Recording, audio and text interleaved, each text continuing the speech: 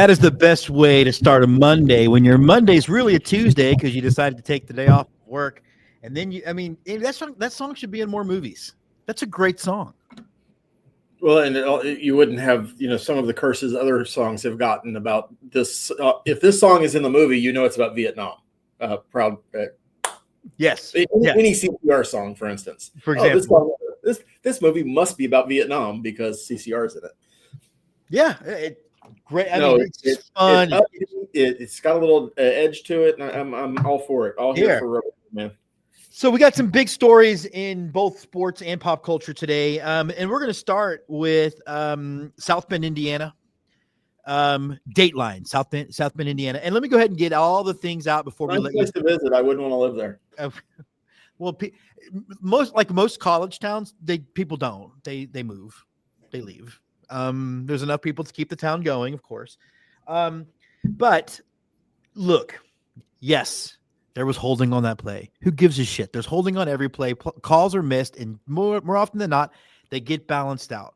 A&M went in there, won that game. Andy, first of all, how are you feeling just about the win? And then we'll talk about what that win means for the rest of the season. Well, to your point, before I get to that, there were plenty of missed calls on both sides because we brought our SEC refs with us, and the SEC refs are horrible, and they were horrible on a national stage. And if anything's going to, generate change with the SEC officiating crews, maybe it's embarrassing the national treasure that is Notre Dame on national TV.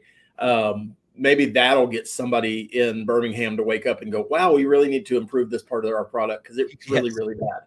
Having said that, one thing you and Scott kept telling me to prepare for. So every time there's a blown call, I think to you two. Having said that, I still haven't seen the holding on the kickoff return for the touchdown 2 minutes earlier in the game. So I'm okay with the missed holding. I will say I'm surprised. I'm shocked. Anybody who's been watching this show know I'm not very high on A&M's chances to do much of anything this year other than, trip on their own dicks. Still plenty of opportunity to do that. We're only 3 games in, but we're going to score 2 points against Auburn somehow in 2 weeks. I'm not just book that. Anyway, it's an exciting win for the program.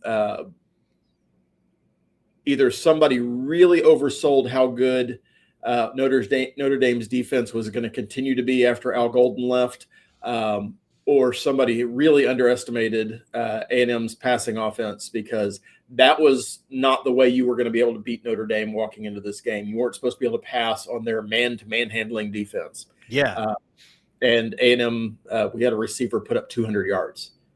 I think we had close to 200 yards of passing. Wasn't like there's like an 80. It wasn't like an more than 80-yard touchdown pass in there, which most 86, of them catch and run, 86 right? yards on a wheel route.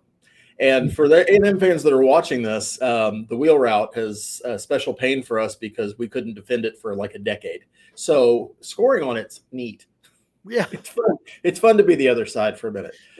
No, I think this is – I don't want to go so far as saying it's a program-defining win. I don't want to say it's the signature win for Mike Elko. I guess it is to this point because it is non-conference. Hostile environment somewhat. Notre Dame's not really known for raucous crowds. And if you watched the game, you notice there was a fair amount of maroon in the stands because A&M travels well, especially to big venues like that. So all in all, a good win. Not a whole lot of negatives to take from it. So proud of the team. They need to build on it, though. And I think that would be my cautionary piece of advice at this point because going 2 steps back against Auburn in 2 weeks will make all of these good feelings go away really quickly. Well, that is a good point, and you're right. And it is a week-to-week kind of situation. And the playing Notre Dame is always weird. And this is not an A&M problem. It's a Notre Dame problem because you don't know how overinflated they were to begin with because they are always overinflated by the media. Look, it's no different than the Cowboys getting 9 Monday Night Football games or the Yankees always pick to win the AL East. That's a team that sports media likes to win, and so they're always going to position high somewhere near the ranking so they can make the playoffs if at all possible. Of course, the playoffs are probably done for Notre Dame now because they don't have anybody left on their schedule. But I think to decide whether it was a signature win or not, you'll have to wait to the end of the season to see what happens after it. Yeah, and that's kind of my point. If you're an A&M fan, if you're an Aggie and you're happy about this win, you should be happy about this win. Totally. There's nothing that should take away from that. Just temper it a little bit, because what I saw from Notre Dame makes me think that there are going to be teams that we play on our SEC schedule the rest of the way. They're going to be better than what Notre Dame put on the field in front of us. And I could be completely underestimating A&M's offense. I still have some questions about the defense because we did give up 40 points. And I feel bad for Tyler Buckner. I'm happy that he missed the snap, but I don't need to know everything I know about Tyler Buckner at this point. The fact I know his name, you don't know the name of the guy who misses the snap unless you're NBC and you decide to show him for 30 minutes. Oh, God, yeah. I wish more people were appreciating my joke that he's been excommunicated and forced transferred to BYU, but that thing has fallen flat so many times. I think people are wary of I think we're in a era of a lot of Mormon stories. Like every documentary is about some offshoot of the Mormon religion and whatever they murdered or whoever they abused. You mispronounced cult. There's a little bit of fatigue when it goes with BYU. Maybe Oral Roberts. Maybe he could get transferred there. Maybe he can get transferred there. The point is, Oral is always funny. He doesn't have to be. He doesn't get to be a Catholic anymore. And if he's not a Catholic anymore, he'll get to enjoy some Oral. So there's that. That's right. Woo! But do want to shout out to one of the guys I follow on Twitter, John Patterson. He's also a member. I don't know if he's an actual graduate, but he's an A&M fan. But he made the trip and said that the fans in Notre Dame could have been nicer. He said it was a really fun environment. It's kind of fun to watch much like thinking about you during the game. When Jessica and I were watching it on our makeup date night that the Astros didn't ruin this time. Yeah, I have a problem. Nice for you guys to get that win. I think it was a big deal for the university and for the school. And regardless of what A&M looks like at the end, you beat the ranked team on the road, and that had been the monkey on A&M's back. Also, before you comment on that, shout out to the Chicago Cubs. I know it's a thing they do, but apparently they play the Aggie War Hymn. Is that the Hullabaloo thing? Hullabaloo Connect? Yes, that is. They played that on the Oregon. I don't know the names. They played that on the Oregon. The Spirit of Aggie Land is the Wrigley Field. The War Hymn is the one everybody knows. Okay, but it is not the school song. It is just the War Hymn. Okay, so they played that on the Oregon during at Wrigley Field. So that's kind of fun that they acknowledge that, even though Notre Dame's still 2 hours away. So that's kind of fun. That's part of the experience, and I wish I was able to go this time. I'd have gone with you. I would have invited myself. I am sure there is somebody who flies directly into Indiana. I don't know why in the world you would do that, because the pro move on that trip is to fly to Chicago, enjoy a night in Chicago, drive the 2 hours into South Bend, attend the game, drive back to Chicago, get the hell out of Indiana, and then enjoy your evening. See, you know me, I would have been like, are the South Bend Cubs at all? So I can go see another minor league park, but that's because I'm weird. Well, that's, you have a certain amount of checklists that you have to continue to maintain, and I understand that. I respect that. You do that in the morning. I do. Yes. I will say, though, being in Indiana at night is not a great situation. No, I was in Indianapolis, and I think I was in bed by 9:15. Because as much as we want to put troops in different cities, I think the entire state of Indiana could be taken over by the National Guard, and nobody would care. Well, yeah, you might be right, but no, a super huge win for Aggie Land and for you, and hopefully means good things. I had the Aggies at 9-3 this year. You had them at 6-6, so we'll see which one of us is. See, but you're looking through lens through battered Aggie syndrome, so I can't judge you for not having any more confidence in your. I don't even know if it's bad. I hate to be flippant about it, but if you sit and reflect. And I think fandom of anybody, because I'm struggling to even your Cowboys, when you were an NFL fan, you're talking, 30 years since they've really done anything significant. Yes, that's realistic. So when I started attending A&M to the time now has been about 35 years. And in that time, since we joined the Big 12, especially because the Southwest Conference was, a fairly easy conference to win at the end. We did it a bunch, and then we left, and then we joined the Big 12, and we won exactly one conference championship in 1998. And it is now 2025. And I'm mentioning that one in 1998 because it's the last time we won anything of note. And I know the A&M fans on here will watch this and go, "Oh, the 2012 season with Manziel was great, and we're number 5." Great. I need a trophy every now and then. I don't need it every year, but I want to have some hardware. And frankly, the Texas Bowl thing doesn't really sate my appetite for that sort of thing. I want national relevance. And to get that, I think you have to win a conference championship, or at least that was true up until last year when the playoffs expanded. Now it's probably get to the playoffs, but let's do that. That is the thing is careful what you wish for. Everything is going to be it's going to be much. And we see this in baseball where people are trying to push away from things like division championships. It's going to get much harder to have things that make I don't know that I want to be a sports fan where it becomes a super duper all or nothing. And that is where we're heading. And I don't like it. No, I do think there are some things that we overdo in college football. I think getting rings for a Cotton Bowl championship is just silly. I'm not begrudging the kids that get them, and they are kids still at that point. But do I need a ring commemorating the fact that I participated in the Beef O'Brady Bowl? I probably don't. No. But those things exist. But these a conference championship, like you said, it's gotten harder. It's harder. Yeah. Even if you had still split conferences, the division championship or the half conference championship or whatever, making the championship game, that would be something. We've only done that a handful of times, and I'm being generous with handful. So it's beyond just battered Aggie syndrome. It's just, I'm very much in the mode of put up or shut up at this point. Well, I guess the negative side of the Texas loss to Ohio State, where at the end of the day, that result, you're right, doesn't really mean anything. Because if they lost the game, everything's still in front of A&M. They won the game, everything's still in front of A&M. So I see where you're coming from. I tend to be, again, more bullish on them. We'll hop real quick. That's a bad segue. You know what it's like? It's like giving the girl – it's like if I was to give one of your ex-girlfriends the benefit of the doubt. She didn't break my heart, so I don't give a shit. I can look at her and go, maybe she has some good qualities. Maybe this will be the year she turns it around. No. She's probably going to bitch the entire time.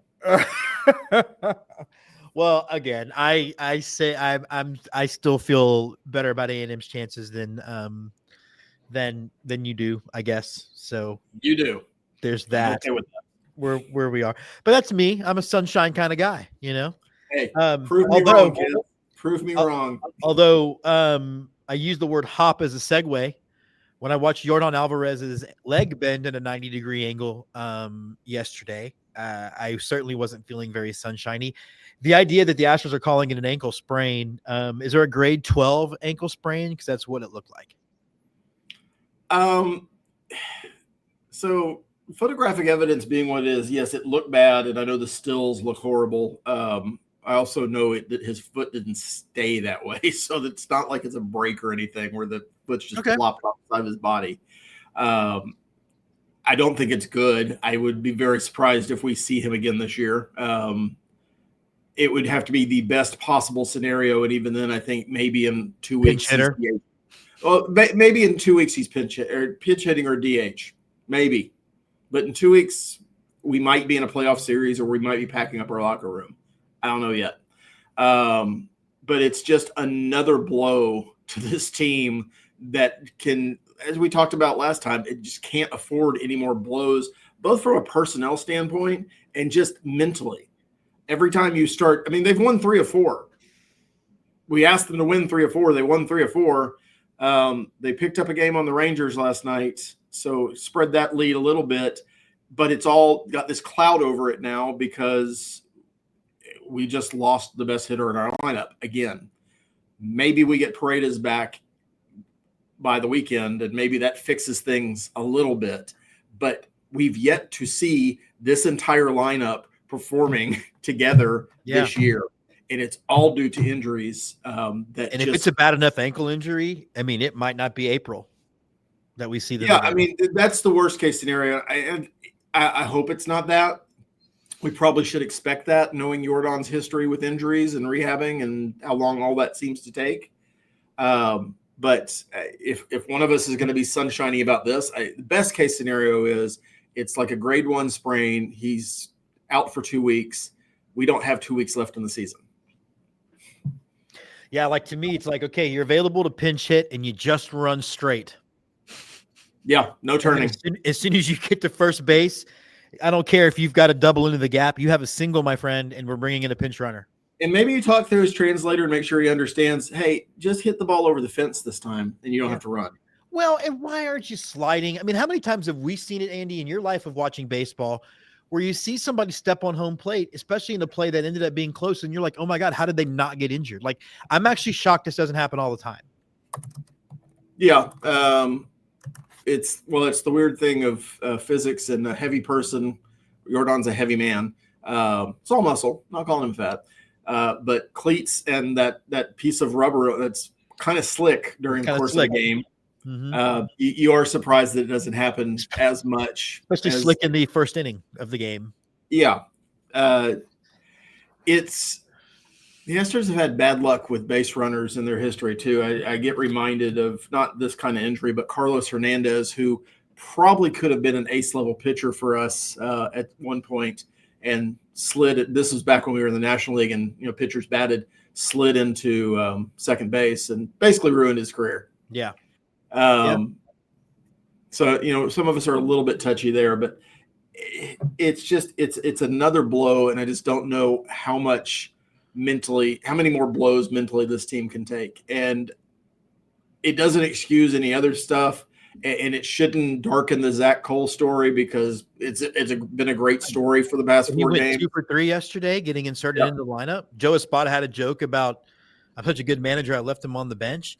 And now you've seen him hit in 3 or 4 games. So you got to think, or 2 of 3 games, I guess. You got to think, okay, maybe he actually is a hitter.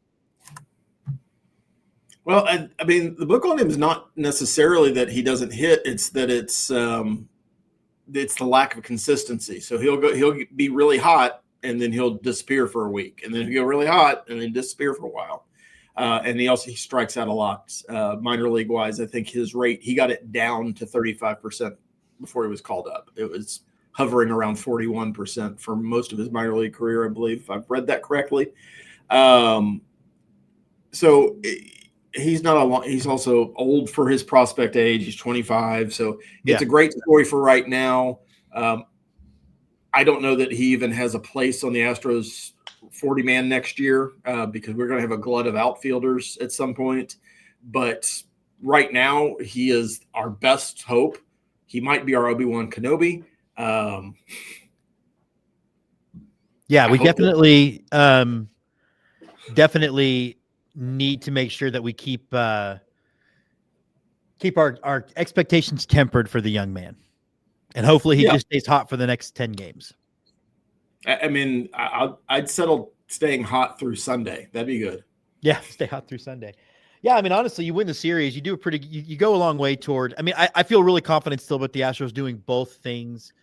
It seems like the offense in some is starting to hit better anyway, so there's reasons to be positive.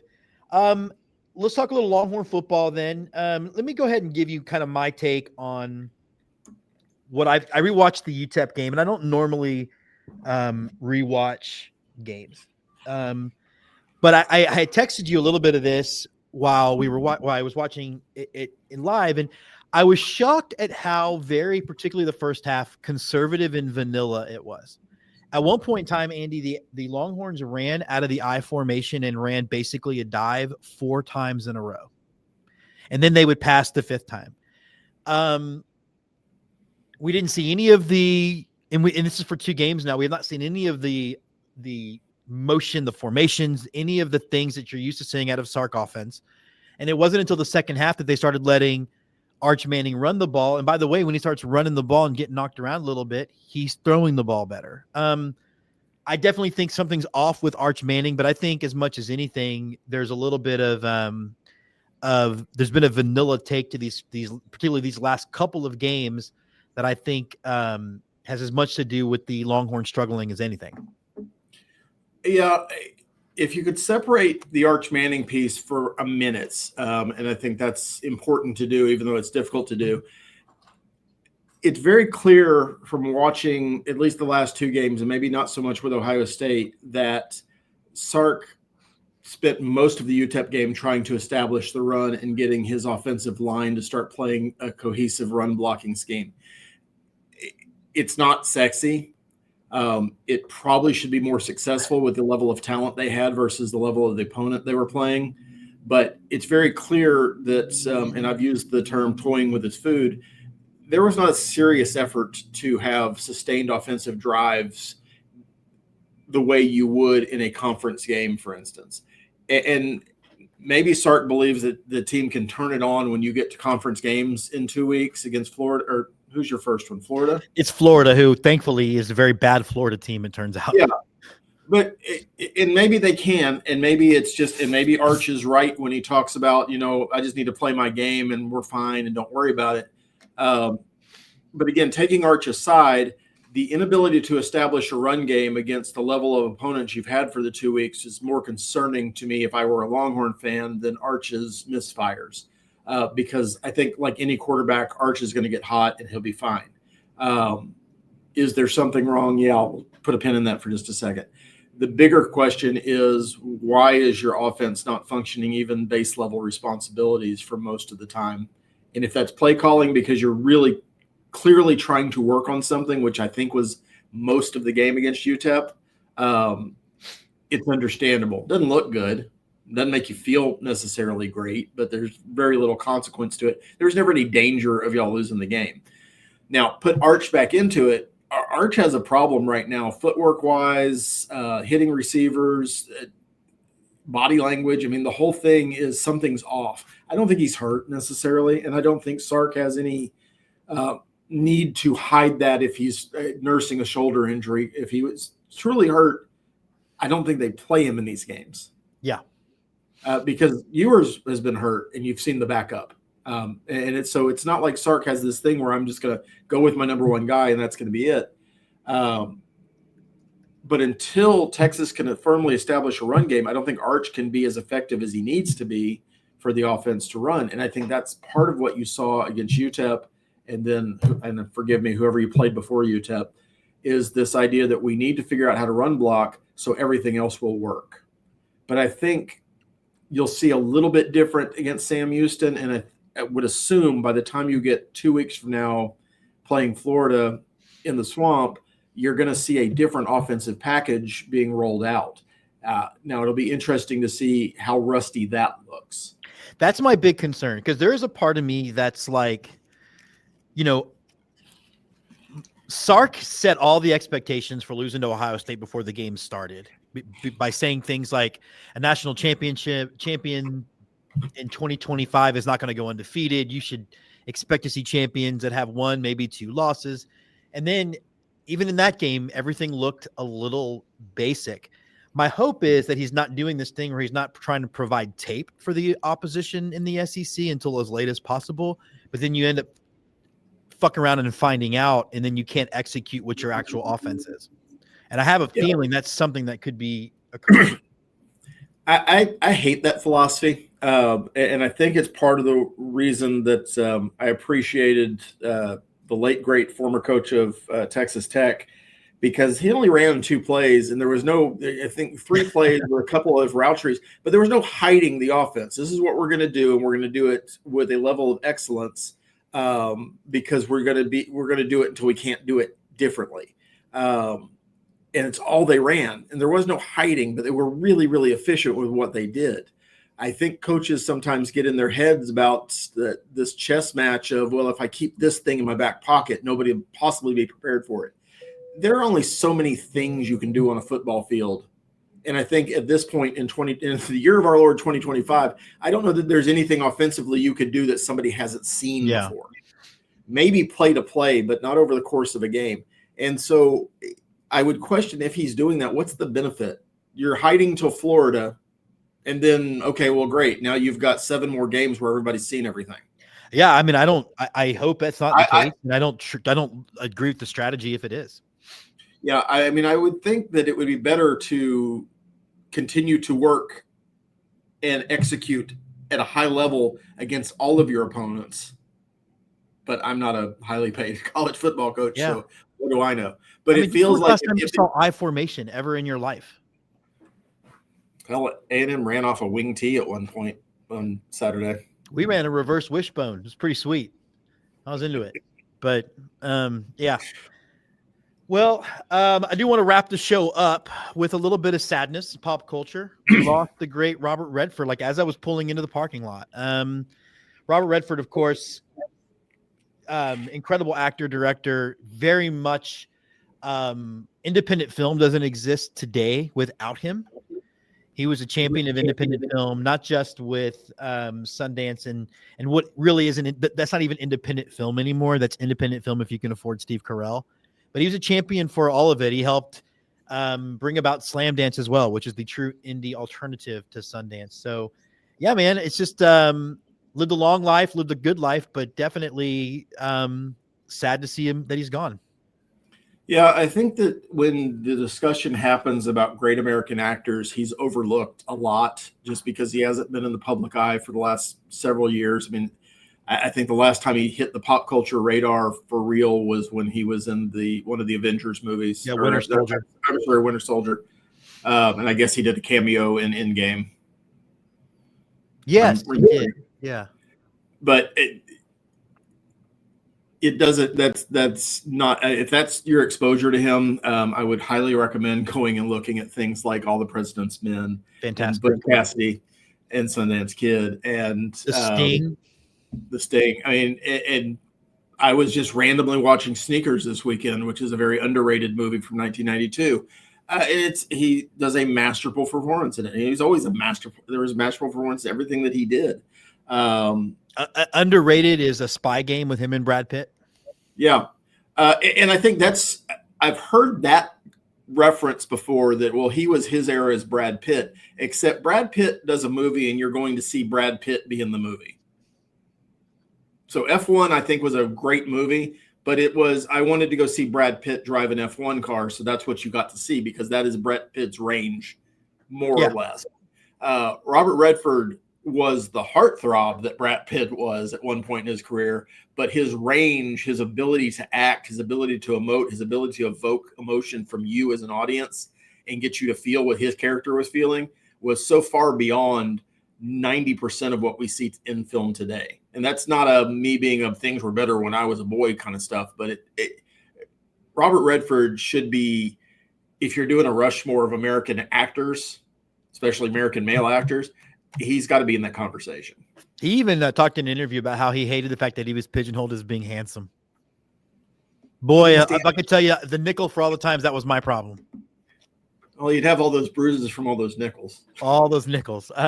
Rest in peace, Robert Redford, and crazy, crazy week behind us.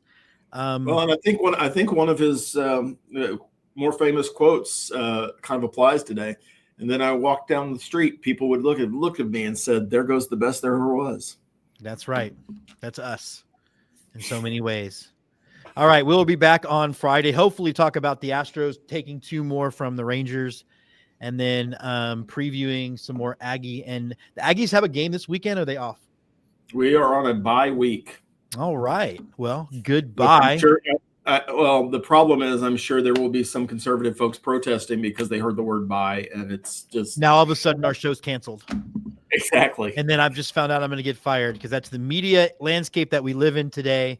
All right, for Andy, Tom Cheston, I'm Jim Christopher. This has been Off Day with Ballpark Nation.